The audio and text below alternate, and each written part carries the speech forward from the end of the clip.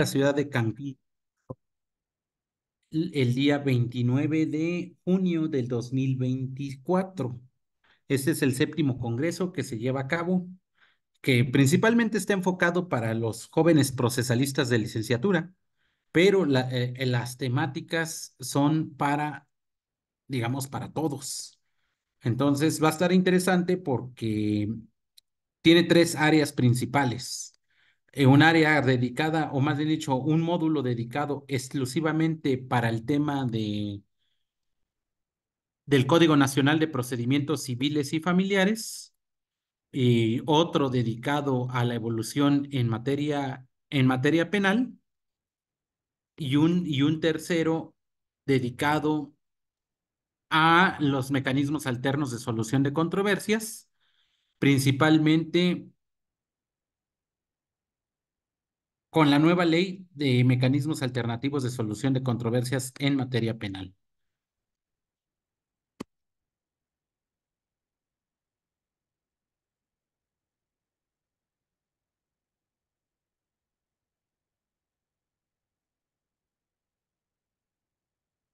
Bien, y el día de hoy vamos a trabajar, vamos a platicar un poco sobre, digamos, el uso de las tecnologías y especialmente el tema de las redes sociales. ¿Por qué? Porque ustedes saben que sobre todo en los últimos tiempos, muchos de nosotros hemos sido víctimas del manejo de la información en tema de redes sociales. Y vamos a empezar con un caso abierto. Digo, le pedí autorización a la profesora para mencionarlo. Específicamente,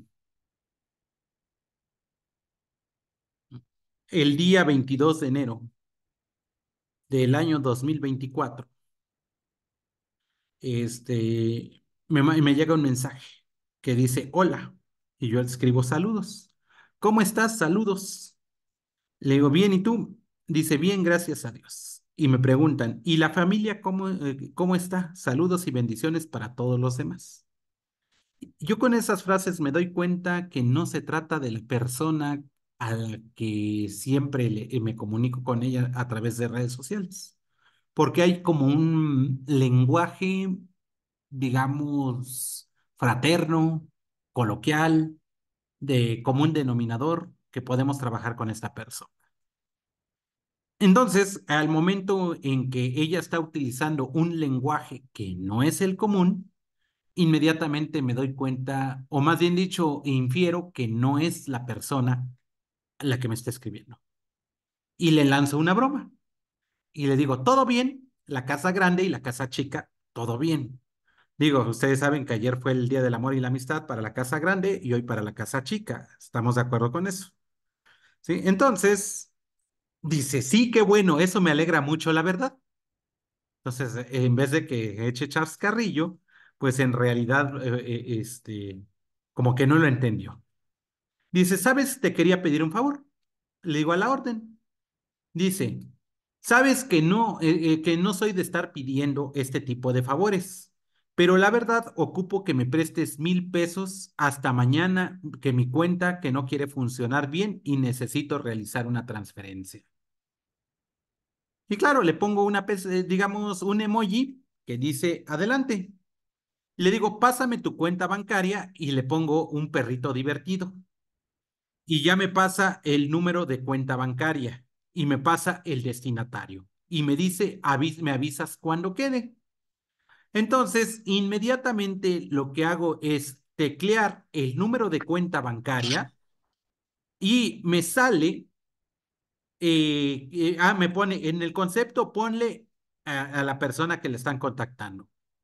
Y resulta que al momento de teclear la cuenta bancaria, me doy cuenta que sale a nombre de una persona de nombre Claudia LMD. Y pues la persona se llama EBL. O sea, no tiene nada que ver con una con la otra. Ni es coincidente sus apellidos, ni son coincidentes amigos en común, ni nada por el estilo. Entonces le mando una captura de pantalla donde encontré la coincidencia con el nombre de la cuenta bancaria. Y con eso ya no nos volvió a contestar. Sin embargo, con esa información, fui al cajero del banco y con un billete de 20 pesos deposité a esa cuenta y ya tengo el nombre de la persona extorsionadora, Claudia Lilia Munguía Divalli. Entonces, ya con esa información, yo ya cuento con una fuente u origen de dicha información. Con esa misma información, yo me metí ahora a las fuentes abiertas, que en este caso es un perfil de Facebook, que lo ocupamos para las malandradas. Y en ese perfil de Facebook encuentro la fecha de nacimiento de esa tal Claudia Munguía. ¿Listos? Ahora, una vez que me encuentro la fecha de nacimiento de ella, con esos datos y el lugar de donde es, que en este caso me arroja que es de Apatzingán, Michoacán, con esos datos yo ya tengo una línea de investigación y ahora me voy a la clave CURP y con la clave CURP, que ya la tengo, obtengo también el RFC y el RFC que ya está vigente. Entonces ya tengo CURP, tengo RFC, tengo fecha de nacimiento, lugar de nacimiento y tengo secuencia de placas fotográficas de la persona y tengo número de cuenta bancaria en la cual estaba realizando esa actividad. ¿Listos? Pero no solamente nos quedamos ahí, sino también nos metimos a la página del Instituto Mexicano de Seguro Social y con la clave CURP, con un correo electrónico inventado y con el RFC, podemos obtener el número de seguridad social. Y no solo eso, ya con el número de seguridad social me meto a la plataforma de patrones, la patronal, del Instituto Mexicano de Seguro Social y bajo cuáles son sus áreas de trabajo y me doy cuenta que su última área de trabajo es para enlaces de transporte terrestre, el famoso ETN. Entonces se trata de posiblemente de una cajera de ETN la que está recibiendo ese dinero. Y esa cajera de ETN seguramente está en Apatzingán, Michoacán. Derivado de ello, seguimos investigando a través de esa misma fuente de consultas abiertas y me doy cuenta que en la Fiscalía General de Justicia del Estado hay carpetas de investigación relacionadas con ese tema.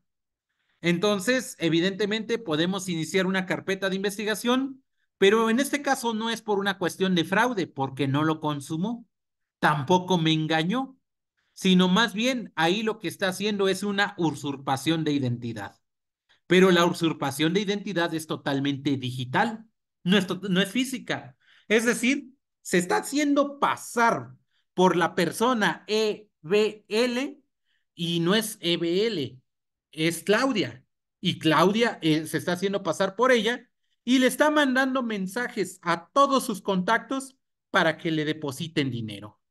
Entonces, evidentemente está obteniendo una cuestión de lucro económico, pero haciéndose pasar por una tercera persona.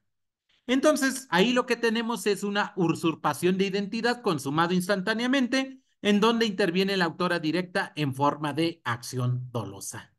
¿Se dan cuenta? Vean, y de esa forma yo ya tengo identificada a la persona que efectivamente es la que había pedido el dinero. Lo que no sabemos es si esa persona es la que entró a la red social de EBL. Lo que sí sabemos es que esta persona está o tiene la posibilidad real de recibir dinero a nombre de, o más bien dicho, como si fuera a nombre de EBL, pero no es EBL, sino es Claudia, y Claudia está recibiendo dinero a su propio nombre. Claro, si lo vemos también de acuerdo a lo que se establece en la Ley de Instituciones de Crédito, podemos considerar que está realizando, digamos, una especie de engaño para obtener una captación ilícita de recursos. Que eso, si ustedes analizan cuidadosamente el artículo 113 de la Ley de Instituciones de Crédito, seguramente se podría considerar como un evento delictivo. Ahora, lo que no podemos hacer es eh, obtener toda su información completa del banco, porque eso está revestido de datos personales. Tanto el artículo 7 de la Ley de Protección de Datos Personales en posesión de particulares, como el artículo 8 de la Ley de Datos Personales en sujetos obligados, establece la estricta confidencialidad de estos datos. Y por tanto, no se puede ingresar, al menos en el banco, directamente en la institución bancaria, para obtener las huellas dactilares y la identificación biométrica de la persona a quien tiene el nombre de esta cuenta, que responde al nombre de Claudia y que efectivamente no responde al nombre de EBL, que es la que fue usurpada en su identidad. ¿Estamos de acuerdo? Entonces, ¿esto qué quiere decir? Que a través de trabajos bastante sencillos, como es la búsqueda de información en fuentes abiertas, nos puede arrojar las primeras líneas de investigación de las cuales nosotros podemos ir desarrollando e ir fortaleciendo nuestras teorías del caso. ¿Qué no podemos hacer? Abrir una cuenta bancaria, por ejemplo, o darla de alta en el IMSS, porque esto sí implicaría un delito relacionado con el acceso ilícito de bases informáticas, como lo prevé el artículo 211 bis 2 del Código Penal Federal, que es vigente para toda la República Mexicana. ¿Estamos de acuerdo? Bien, ahora, ese es un primer punto. Es decir, el primer punto que hemos trabajado es con relación a las personas que se están dedicando a usurpar la identidad de un tercero para obtener dinero. Y claro, las cuentas bancarias siempre se obtiene, digamos, recursos económicos. Y claro, cuando vemos que tiene 2,000, 3,000, 4,000 amigos, a todos les mandamos un mensajito para que nos depositen y lamentablemente hay gente que cae, que confía en que es la persona y resulta que no lo es. Y esto cada vez se está volviendo más frecuente. Por eso, dentro de las recomendaciones que las propias fiscalías de los estados han hecho, es de que una vez que reciban esa solicitud de dinero, lo primero que tenemos que hacer es comunicarnos inmediatamente con la persona a la cual, digamos, la están usurpando dicha identidad. Y claro, también lo que podemos hacer, que hay algunos bancos que sí dan el nombre de la persona que, digamos, a nombre de quién se va a depositar dichas cantidades de dinero. En este caso, a mí la banca sí me lo dio a nombre de Claudia NN, pero no me quedé confiado solamente con su nombre de pila, sino que fui al cajero automático y ahí me dio el nombre completo de dicha persona, con la cual pude, digamos, con el nombre completo, ahora sí meterme a las redes sociales. En este caso utilicé el Facebook para efecto de saber su lugar de residencia y su fecha de nacimiento. Y con eso pudimos obtener la clave CURP, el RFC, el número de seguridad social y podemos obtener toda la información relacionada con sus fuentes laborales y desde luego también con sus fuentes personales. ¿Estamos de acuerdo? Ahora, fíjense que con el mismo nombre, con el RFC y la clave CURP, podemos saber si tienen empresas o no a través del SIGER y podemos saber en los registros públicos de la propiedad si tiene propiedades a su nombre o no. También podemos ver en la Plataforma Nacional de Transparencia si tiene algún tipo de solicitud o contratación pública gubernamental. Y en nómina transparente podemos saber si se trata de una servidora o de un servidor público dado de alta. Es decir, ahora con el nombre y con el RFC y o la CUR podemos lograr toda esa información y esto se derivó única y exclusivamente de una solicitud de dinero que se hizo en una fuente abierta. ¿Estamos de acuerdo? Bien, ahora, ¿qué sucede, digamos, en otro caso? Que tenemos aquí, digamos, a manera ejemplificativa.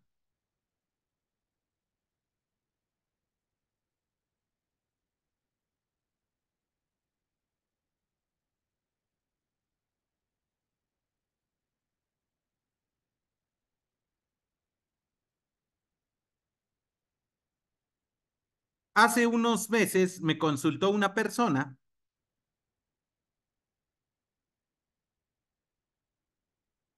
que habían creado un perfil falso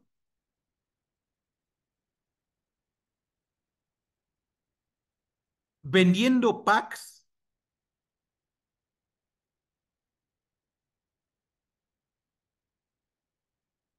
utilizando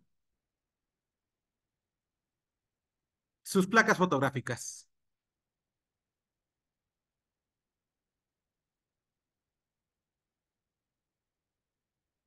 Y algo muy importante, y esto principalmente para las personas de sexo femenino, que son las, digamos, de mayor frecuencia de que sean víctimas de este tipo de delitos. Resulta que ya no es necesario robarse las fotos íntimas, sino que ahora el fenómeno que se está dando es solamente robarse una foto. ¿Por qué? Porque ahora sabemos que con la ley Olimpia, las fotos íntimas ya es más difícil que se puedan difundir porque ya hay una privacidad, digamos, ya hay una sanción. Prácticamente en 27 estados de la República Mexicana ya está vigente la ley Olimpia. Entonces, publicar una foto íntima sin autorización de la persona, evidentemente es fácilmente detectable dicha circunstancia. El problema es que ya no se está dando eso.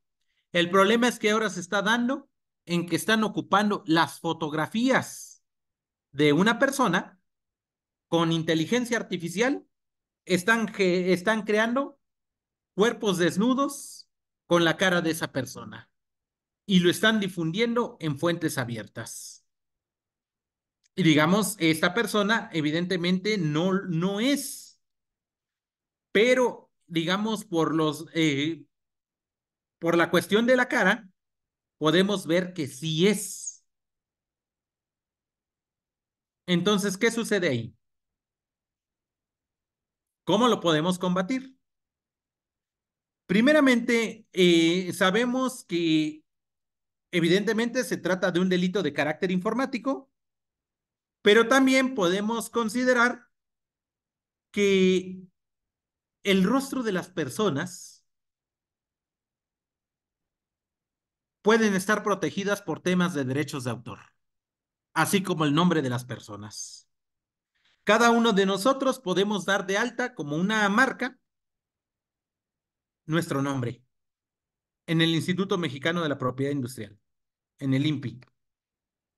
Esto con el propósito de que no pueda ser utilizado nuestro nombre de manera arbitraria por ninguna persona física o jurídica en fuentes abiertas. Eso prácticamente nadie lo tiene. Y eso ha sido una forma de proteger a muchas personas. Hace poco tiempo, a una persona lo acusaron de un delito y lo publicitaron en todas las fuentes abiertas, en todos los medios de comunicación, inclusive en la televisión. Sin embargo, yo ya le había tramitado previamente en el INPI el registro de su nombre.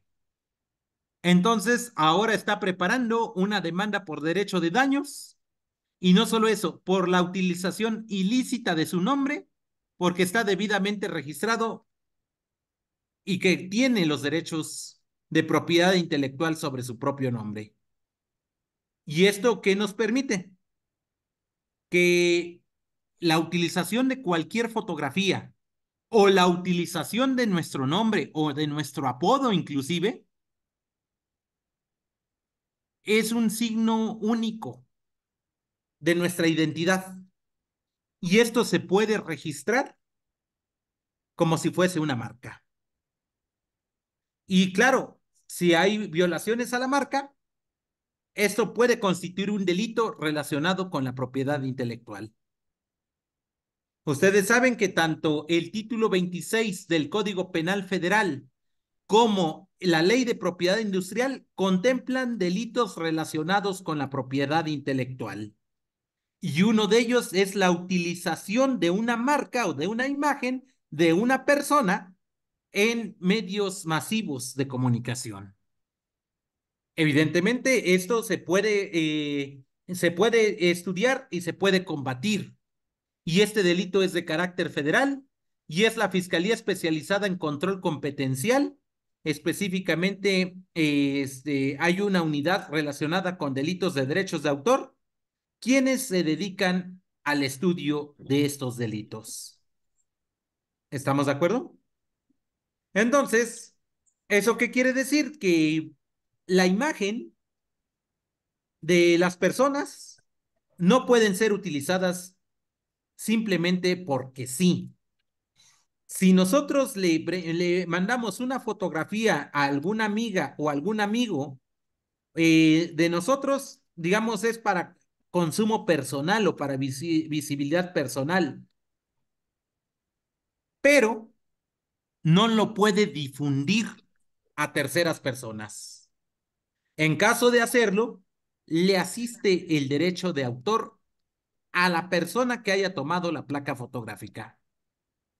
Y esto sí es muy importante porque más allá del tema de la ley Olimpia, donde se refiere básicamente a la violencia digital, a la violencia sexual de carácter digital, los derechos de autor se pueden proteger de manera todavía más amplia porque no solamente va a proteger la cuestión de la intimidad sexual digital o de la identidad digital, sino también va a proteger el derecho a la imagen de todas las personas.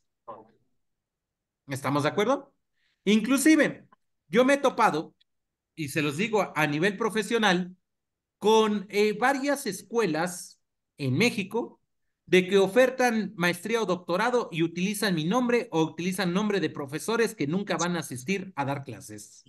Y ahí hay un engaño para su público. Pero también están utilizando incorrectamente el nombre de una persona. Si nosotros tenemos registrado nuestro nombre en tema de propiedad intelectual, inclusive la persona que estuviese difundiendo a nombre nuestro estaría cometiendo primeramente una falta administrativa y en una reiteración estaría cometiendo un delito. ¿Estamos de acuerdo? Es decir, el nombre y la imagen de las personas están debidamente protegidas por temas de derecho de autor. Y no es necesario hacer la creación de una obra artística. Con el solo hecho del nombre es suficiente y bastante para poder resguardar el tema de la propiedad, el tema de la marca y desde luego también el tema de la explotación de la misma. No es tan sencillo utilizar el nombre de una persona, nada más Que así anda porque arreglando mi página.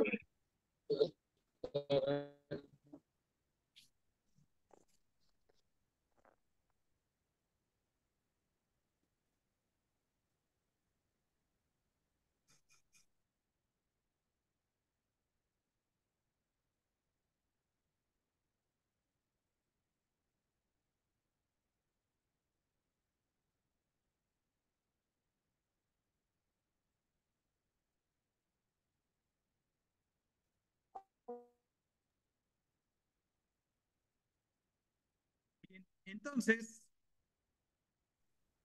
como ustedes pueden observar, también otra de las cuestiones que se está dando es precisamente el tema de los accesos a los equipos informáticos de manera ilícita.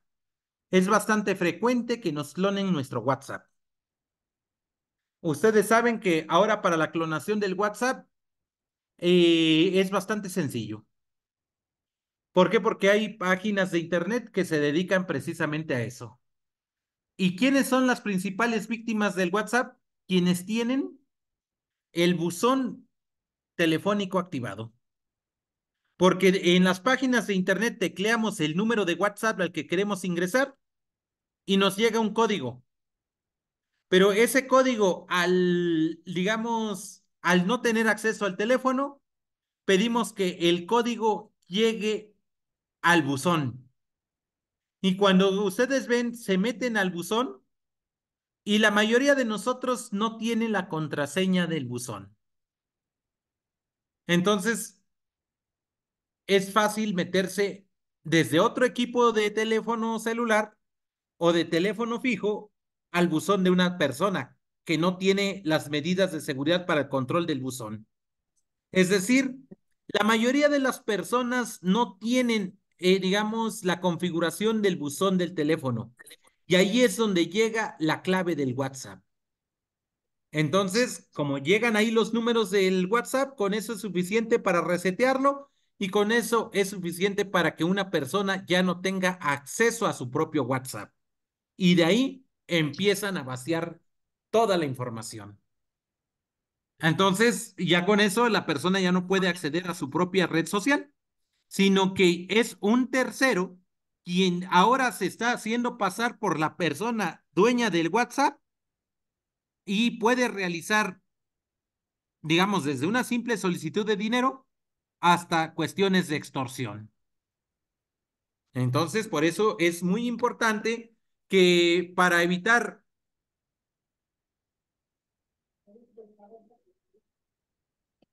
estas cuestiones, es de que, o una de dos, o tengamos desactivado el buzón del teléfono celular, o que tenga contraseña nuestro buzón del teléfono celular. De otra forma, entonces no se podría garantizar que puedan acceder a esta base. Ahora ustedes dirán, ¿se comete delito? Sí, la respuesta es que sí se comete un delito. El delito es menor. Está en los artículos 211 bis uno y 2 del Código Penal Federal. El acceso ilícito a bases informáticas, que básicamente ahí el WhatsApp no es otra cosa sino una base informática de una red social. Y de ahí podemos bajar toda la información que nosotros querramos, pero desde luego también eso constituye de manera ilícita porque no se está cumpliendo con las formalidades para acceder al, al, a los, a los registros, a las bases de datos, en este caso datos conservados, como lo marcan la parte conducente del 292 y 303 de nuestro Código Nacional de Procedimientos Penales.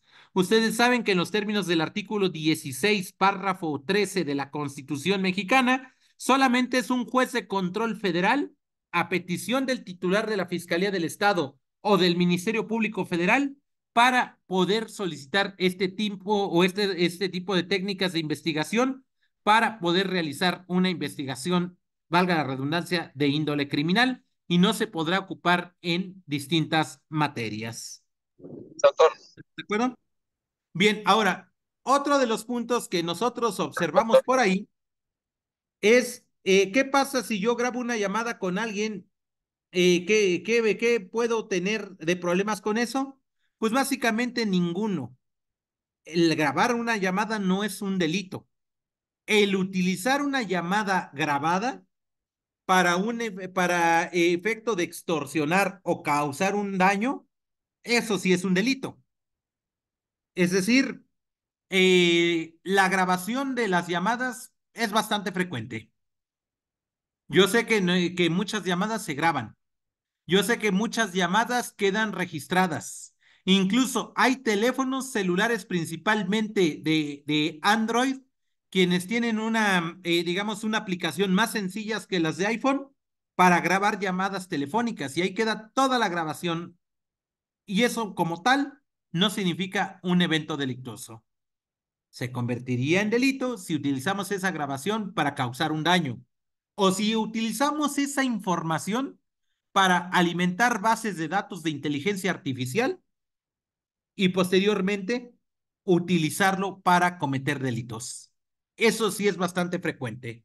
Ahora que estamos en época electoral, estoy seguro que van a salir muchas llamadas telefónicas y en esas llamadas telefónicas donde van a estar pidiendo dinero o donde van a estar hablando mal de los candidatos, o donde van a estar provocando la comisión de delitos electorales.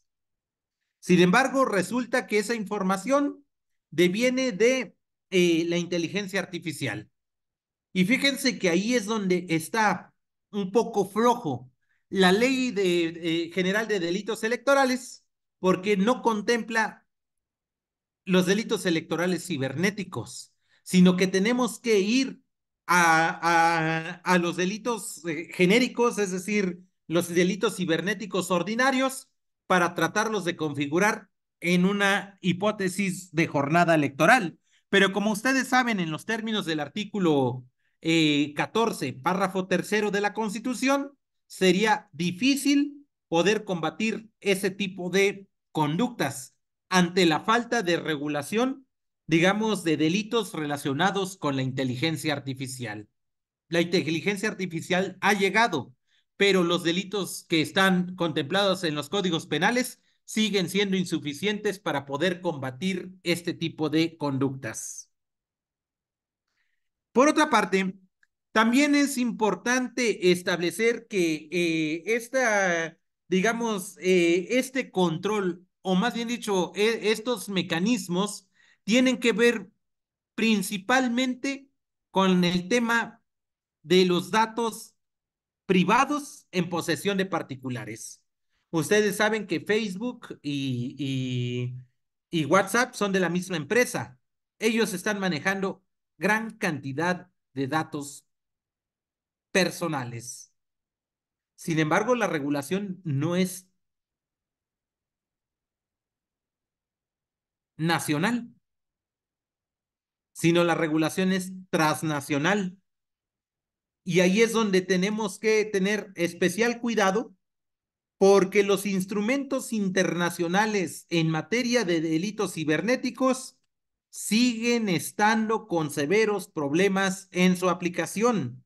Y si ustedes analizan, digamos, cuáles delitos podrían ser de carácter transnacional, pues resulta que depende de cada legislación interna, en virtud de que no hay tribunales internacionales que regulen dichas circunstancias. Lo que sí ha habido es en materia civil, digamos, condena de daños a las distintas empresas, digamos, de redes sociales por el manejo de la información privada. Pero esto no tiene, digamos, un alcance en el carácter penal, sino más bien tiene un alcance en el derecho de daños. Y eso es lo que principalmente se ha venido trabajando.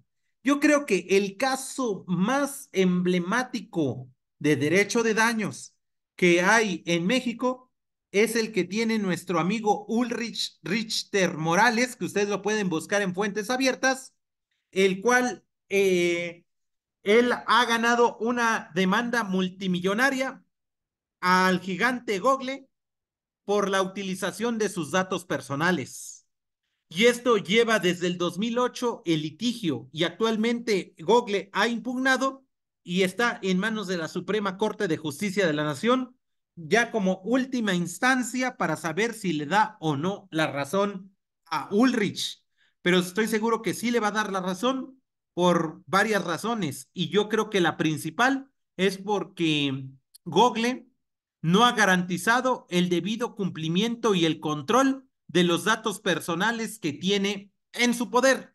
Y esto ha generado daños y perjuicios de difícil o imposible reparación. Entonces, por eso yo creo que Ulrich Drisser, a través de algo que se llama derecho arco, puede demandar a las empresas, en este caso, cualquiera de nosotros podemos demandar a una empresa transnacional que nos irroga perjuicios en el derecho de nuestra imagen o en el derecho de nuestra información privada, a la cual no hemos dado autorización para su máxima publicidad, como lo hacen en este caso las bases de datos, digo, las bases de datos que controlan estos servidores. Y por consecuencia, es muy importante seguir las sentencias. Seguramente el doctor Ulrich Richter en los próximos días saldrá victorioso ganándole a una de las grandes empresas transnacionales y tengo entendido que son prácticamente 800 millones de dólares que está la condena por derecho de daños en contra de esa empresa. Y claro, aquí hay una cuestión muy importante porque con ello no solamente es ganarle a dicha empresa, sino es cambiar la realidad para que estos servidores utilicen con especial cuidado la información que se arroje en las fuentes abiertas. Ahora, ¿qué se puede hacer si se utiliza la inteligencia artificial con la imagen de un niño o una niña y se crea contenido para adultos? Aquí tomen en cuenta que con la inteligencia artificial ya se está generando lo que es la pornografía infantil. Y claro, esto es un delito. Desde luego, la Fiscalía General de la República, a través de la FEMINTRA, es, digamos, el órgano técnico especializado que se debe encargar de la investigación de este tipo de delitos. Y la cuestión de la protección de la misma forma, además de la cuestión de no subir la, digamos, o subir en la menor medida de lo posible las imágenes de los niños o de las niñas a las fuentes abiertas, también es cierto que es necesario que se registren como si fuera una marca, porque esto también puede irrogar daños y perjuicios a los niños o a las niñas. Y fíjense que ese tema también es interesante porque la UNICEF, es decir, el Fondo de las Naciones Unidas en materia de la infancia, este, ha sacado una serie de lineamientos relacionados con la explotación sexual comercial infantil, pero estos lineamientos básicamente van para cuestiones impresas o cuestiones digitales, pero no está enfocado a temas de inteligencia artificial. Inclusive en el 2005 tuvimos la oportunidad de escribir un libro que se llama Los marcos procesales actuales y las reformas necesarias a favor de niños víctimas de delito. Pero en esa época no existía, digamos, la violencia digital y mucho menos el tema de la inteligencia artificial.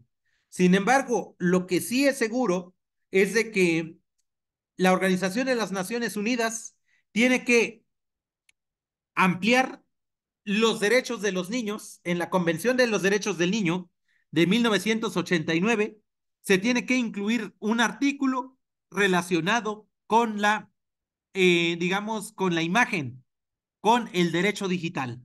De lo contrario, entonces sí estaríamos desprotegidos, principalmente cuando la imagen de una niña o de un niño es utilizado a través de la inteligencia artificial, no solamente en México, que quizá es donde se podría combatir a través de la FEBIMTRA, sino que si esto se hace a nivel global, en servidores extranjeros, ahí sería prácticamente imposible su combate si no hay un reconocimiento expreso en la Convención de los Derechos del Niño sobre los derechos digitales que pudiese tener esa niña, ese niño o ese adolescente.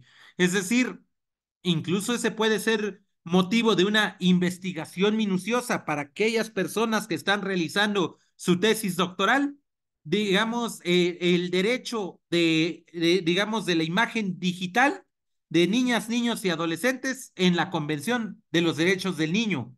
Es decir, es necesario que se legisle a nivel global para que los estados parte, y no solamente algunos, puedan contemplar este tipo de delitos, ya que de lo contrario, entonces estaríamos en franca desventaja con relación a las tecnologías. Por eso sí es muy importante establecer cuáles serían estos lineamientos y sobre todo que el tema de la web pues es de carácter global, que es totalmente extraterritorial y que no está anclado a una entidad federativa o a un país, sino que cualquier persona que tenga una computadora y acceso al Internet puede acceder a dicha información. recuerden ustedes que al inicio de este milenio, Giovanni Sartori escribió un libro relacionado con el Homo Videns, es decir, con el hombre digital, pero en ese momento se pensó únicamente en la televisión y todo mundo pensábamos que la televisión era como la máxima expresión de la tecnología digital sobre estos temas. Ahora la realidad es totalmente distinta. ¿Por qué? Porque no se trata solamente de la, digamos, de la tele, sino que ahora desde cualquier dispositivo que ya está al acceso de cualquier ciudadano, podemos acceder a dicha información y los mecanismos de control son muy limitados, insuficientes y a veces rudimentarios para poder combatir este tipo de hechos. Tan rudimentarios que estamos en materia de derecho que una denuncia, aun cuando la querramos presentar digital, pues los servidores digitales de las fiscalías solamente es para capturar datos, pero necesariamente tenemos que acudir a la fiscalía para la ratificación. ¿Y qué creen? Como en la demanda de amparo, ahí sí podemos utilizar firma electrónica para su interposición. Resulta que para las denuncias no es posible, o al menos no ha habido ninguna fiscalía que reciba denuncias con firma digital, sino que todas las denuncias, aun cuando tengan en las bases de datos, generan una cita o generan digamos, la necesidad de una comparecencia personal para su ratificación. Y esto sigue siendo totalmente insuficiente para poder combatir este tipo de delitos. ¿Listos? Y por último, que les quiero platicar esto, que ahora que está de moda el tema de las personas tóxicas, sabemos que estas personas tóxicas nos investigan en absolutamente todo. Sabemos que estas personas tóxicas nos dicen, es que agregaste a fulanita o a fulanito, es que le diste like en una fotografía donde aparece semidesnuda, es que le comentaste un mensajito con un emoji.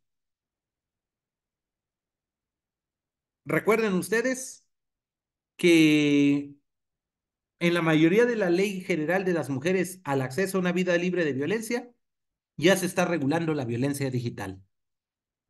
Es decir, el hecho de realizar actividades de carácter digital puede constituir un tipo de violencia. Y ese tipo de violencia, de comprobarse, podríamos considerarlo como, en un principio, como una falta administrativa y posteriormente un delito. Yo vi hace rato en un TikTok donde una muchacha, según le puso un GPS a un muchacho, el GPS se cayó y ella le está reclamando al muchacho porque está en la casa de la vecina desde hace bastante tiempo. El muchacho dice, no, yo voy manejando para el trabajo. Y resulta que la muchacha llega y se le había caído el chip localizador. Eso es violencia digital. ¿Por qué? Porque el hecho de saber dónde está la cuestión de la geolocalización ahora es bastante sencillo y ahora es bastante peligroso. Yo lo que les puedo decir a manera de ejemplo, yo creo que cualquiera de nosotros tiene la aplicación de Google Maps. Yo he estado explorando Google Fotos, porque ahí cuando se toma una placa fotográfica queda grabado el lugar donde se toma dicha placa. Pero lo que me sorprendió fue el Google Maps, aquí en novedades. Porque aquí dice novedades de las personas que sigues. Y aquí aparecen las personas que nosotros seguimos. En este caso, este Google Maps, como está anclado con Académico Magíster, me puedo dar cuenta del equipo de trabajo que está conectado a Académico Magíster desde hace 6 meses. Y podemos ver todas las rutas que hacen las personas.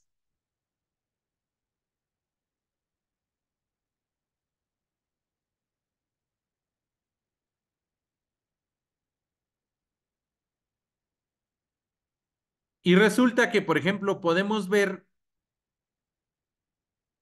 algo muy sencillo.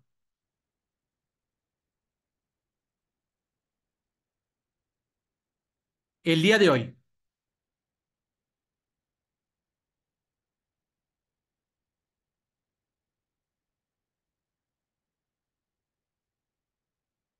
Como académico magíster es de Lucy, podemos ver que nuestra compañera Lucy salió a las 4:40 de la mañana de su casa, recorrió 2.2 kilómetros durante 5 minutos y llegó a las 4:45 a la terminal de central de autobuses. Posteriormente tomó un autobús y recorrió de las 5:04 a las 7:06, un total de 151 kilómetros, 2 horas con 2 minutos.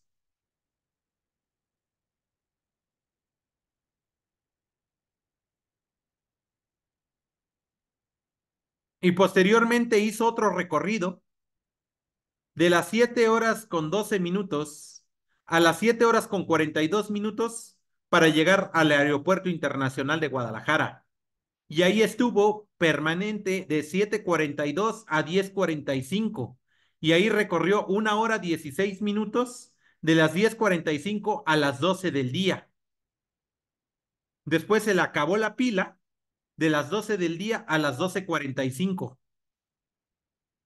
Pero posteriormente recorrió de las 12:45 a la 1:43 en automóvil al juzgado de Neza.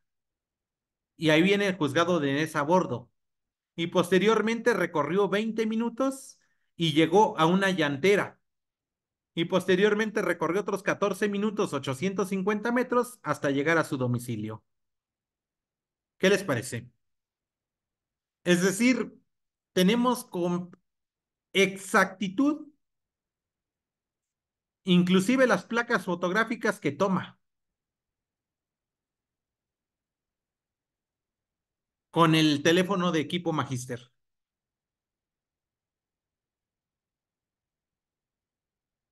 ¿Qué les parece? Entonces, eso quiere decir que, por ejemplo, en, en febrero del 2024 ha caminado 8 kilómetros a pie, 512 kilómetros en automóvil, 8 kilómetros en bicicleta, 365 kilómetros en transporte público y tiene una moto.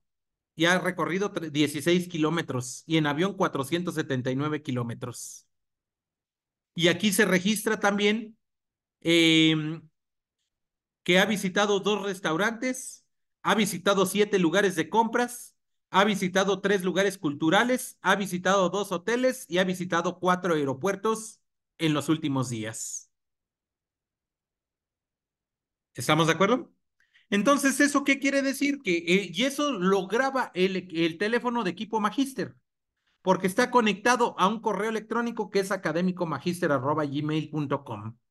Entonces, en tiempo real podemos ver a todas las personas que estén conectadas en Académico Magister, podemos encontrar, digamos, toda esa información. Pero en este caso, son datos conservados. Esta información no se puede ocupar en un proceso judicial sin la autorización de la persona. Y la única forma de poderla utilizar es a través de control judicial, es decir, a través del juez de control federal. De lo contrario, no se podría utilizar ya que es violatorio a sus derechos humanos, principalmente al derecho a su intimidad. No podemos acceder a su equipo de teléfono celular personal. En este caso, yo estoy accediendo al equipo de teléfono celular, digamos, institucional de Académico Magíster, pero ahí queda guardado todas las actividades. Y ahora nosotros utilizamos una nube, de tal forma que, por ejemplo, si escribimos algo y después lo borramos, queda grabado en la nube. De tal forma que nosotros nos damos cuenta exactamente quién está trabajando qué de todos los que estén conectados en Académico Magister. Entonces, todo lo que se sube a la nube, sabemos en tiempo real quién está trabajando y lo podemos ver a través de las mismas bases de datos. Y esto es el mayor control que se tiene en los esquemas de home office. Y aun cuando hubieron modificaciones en el 2020 en la Ley Federal del Trabajo relacionada con el home office, lo cierto es que la realidad es totalmente distinta. Es decir, estamos evolucionando. Hay que tener cuidado con la información y principalmente cuando se comparten correos electrónicos de Outlook y de Google, porque el compartir una nube en una sola persona, o más bien dicho, en una sola cuenta, dos personas, es bastante sencillo saber dónde está dicha persona a través, no quiero llamar de esquemas de espionaje, pero es bastante sencillo ahora establecer las rutas exactas de las personas. De tal forma que, por ejemplo, si a la maestra Lucy la llegaran a acusar de un delito que estuvo en Zamora a las 13 horas para firmar un contrato y con eso engañó a un tercero, ella puede aportar como dato de prueba los metadatos de académico magíster donde indica todas las rutas que hizo durante todo el día y tiene una exactitud, digamos, a un 98%. Solo en los lugares, en los 45 minutos donde se quedó sin pila, es el único lugar o el único momento en que no podemos saber dónde estuvo. Pero una vez que se reactivó su pila, ya podemos seguir su trayectoria. ¿Estamos de acuerdo? Entonces, hay que hay que trabajar mucho. Hay muchísimos vacíos legales, pero con ahora, con lo que tenemos, es decir, con las leyes de datos personales y con las leyes de derechos de propiedad intelectual, son, digamos, las formas hasta ahorita medianamente eficaces para poder contrarrestar este tipo de información. ¿Listos? Pues no sé si tengan alguna duda, alguna pregunta, algún comentario con relación a los temas vistos el día de hoy. Muchísimas gracias.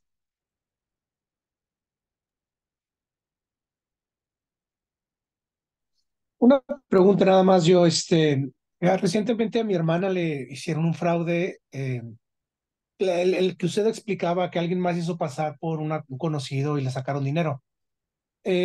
¿Realmente existe algún recurso que se pueda llevar a cabo para tratar de recuperar ese dinero o al ser un acto voluntario está perdido completamente? Bueno, si logramos identificar quién lo hizo, evidentemente podemos denunciar esa circunstancia porque hay un fraude, hay un engaño para obtener un lucro indebido y se configura la hipótesis de fraude. Aquí la cuestión es saber quién lo hizo. Evidentemente, allí la única forma de lograr dicha circunstancia es a través de la cuenta bancaria, a nombre de quién está. A Sí, mí no me como, interesa quién lo hizo, a mí me interesa quién lo recibió. Y eso claro, sí se puede configurar. ok. Sí, como el ¿Listos? ejemplo que puse temprano, ¿no? O sea, a principio. Sí, de la tal Claudia NN, que se Ujú, hizo pasar por EBL, entonces yo ya la tengo bien identificada. Digo, a mí no me quitó dinero, pero sí usurpó la identidad de mi amiga. claro. Ok, entendido, muchas ¿Sí? gracias. Bien, adelante, Alfonso. Hola, antes que nada, buenas noches, gusto saludarte, Camilo. Gracias. Bueno, pues yo de lo del evento para Cancún ya estoy más que apuntado, estoy muy interesado. Primero Dios, por allá nos estaremos viendo. Y respecto a tu plática, pues la verdad es que muchas cosas interesantes, cosas que uno a veces se imagina, pero no se llega, no lo llegamos a ver o a saber tan a fondo. Yo nada más me quedé, así que me quedé un poquito en duda cuando tocaste el tema de los menores, de los niños, dijiste que también se puede registrar, que también el nombre de ellos, Sí, puedes también al registrar mismo el nombre tiempo, de ellos en el Instituto en el Mexicano de la INPI. Propiedad Intelectual, sí. Ah, ya.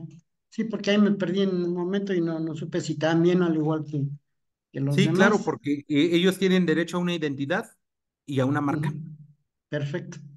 ¿sí? Sí, sí, sí, pues Y eso se puede cuantificar en dinero. Entonces, perfecto. por ejemplo, si llegaran a utilizar el nombre de Claudia Camila, el nombre de Claudia Camila tiene tiene un valor no solamente sentimental, sino también lo podemos considerar monetario. Y ahí es donde muchas veces no sabemos cómo calcular el tema de la reparación del daño. Ah, pero si nuestros nombres estuvieran registrados, hay evaluadores de marcas y esos dan un parámetro de, digamos, de costo. ¿Y esto cómo se calcula? Con el cálculo de proyección de vida de las personas. Perfecto, sí, me queda muy claro. Gracias, gracias Camilo, un gusto saludarte. Gracias. Igualmente. Muy a tus Maestra, órdenes. una pregunta en relación a esto del registro del nombre. eh, ¿Cómo se puede hacer en el caso de que haya homonimias, que otra persona se llame igual que uno? Y pues ahí se puede generar algún problema a la hora de la inscripción, o cómo se puede resolver esta problemática. No, se genera un signo distintivo, muy. O sea, siempre va a haber signos distintivos para la cuestión de de las homonimias. Ok, Sí, y ahí es donde se tiene que registrar dicho signo distintivo. Por eso no solamente se registra el nombre, sino también se registran los apodos o nombres de cariño, perfecto. sí, y referido a esa persona. Ok, sí, porque, por ejemplo, en mi caso, yo tengo una homonimia en el estado de Puebla. Lo he visto en las redes y en el registro de cédulas incluso. Ajá. Pero Sí, claro. la distinción entonces sería tal vez las fechas de nacimiento o La fecha de nacimiento, la clave CURP o incluso el apodo, el nombre, o alguna nomenclatura. A cualquier signo distintivo te puede servir. ok, gracias, doctor. Pues no sé si tengan alguna otra duda, algún otro comentario.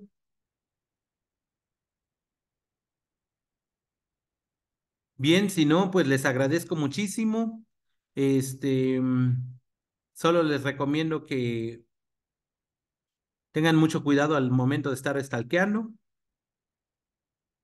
y no utilicen sus redes personales. Ahora, también es sencillo, detectar,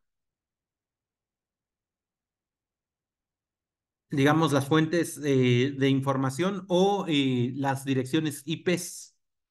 Pero digo, eso lo hace un perito en informática. Pero sí es posible saber si, por ejemplo, se hizo algún cálculo de daño o más bien dicho, alguna, digamos, alguna fotografía o algo que se haya subido afectando a una persona. Sí, sí se puede rastrear, pero evidentemente se tiene que utilizar el tema de las fuentes abiertas y en los términos del artículo 14 de la Ley de la Fiscalía General de la República, lo tiene que hacer un analista criminal. ¿Listos? Muchísimas gracias, compañeros. No sé si tengan algún otro comentario, sino para cerrar.